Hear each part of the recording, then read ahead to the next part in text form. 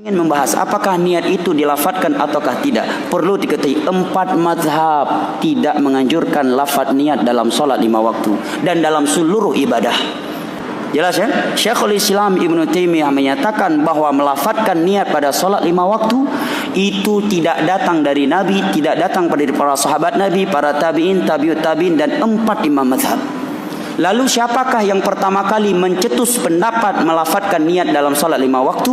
Jawabannya kata Imam Nawawi dalam kitabnya Al-Majmu' Syarhul Muhadzab di jilid pertama adalah seorang ulama Syafi'iyah. Ulama Syafi'iyah yang bernama Abu Abdillah Az-Zubairi. Kata Imam Nawawi, dia ini keliru dalam memahami ucapan Imam Syafi'i dalam kitab Al-Apa ucapan Imam Syafi'i dalam yang saya hafal dengan lafadznya? Kata Imam Syafi'i, wa ammas salatu fala budda minan nutqi biha. Kata Imam Syafi'i dalam kitab Al-Wa ammas salatu fala budda minan nutqi biha. Adapun solat maka harus diucapkan, kata Imam Syafi'i dalam kitab Al-Um. Imam Abu Abdillah Az-Zubairi memahami bahwa maksud Imam Syafi'i adalah niat. Maka kata Imam Nawawi ini keliru.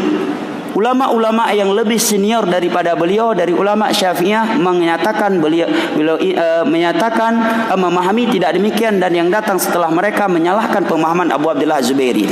Karena ini maksud oleh Imam Syafi'i dengan ucapan beliau wa ammas salatu fala budda minan nutqi biha adalah takbiratul ihram. Artinya takbiratul ihram harus diucapkan, harus terdengar oleh dia, tidak boleh di dalam hati, bukan niat.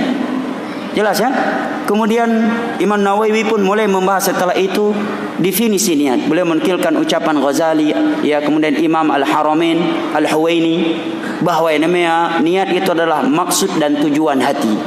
Tatkala dia keluar dari rumah dengan maksud melakukan sebuah salat, itulah niat. Ya, dan itu tidaklah batal dengan sebuah aktivitas kecuali sebuah aktivitas yang dia membatalkan niatnya.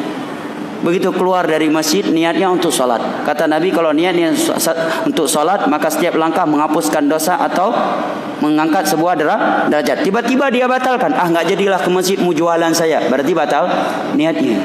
Jelas ya? Adapun dengan ngobrol di jalan tadi dan seterusnya yang semisal dengannya, itu tidaklah membatalkan niat. Ini yang ingin saya sampaikan, karena sebagian orang menyangka itu pendapat Imam Syafi'i. Sungguh tidak. Ini dari sisi ilmiah, dari sisi penukilannya.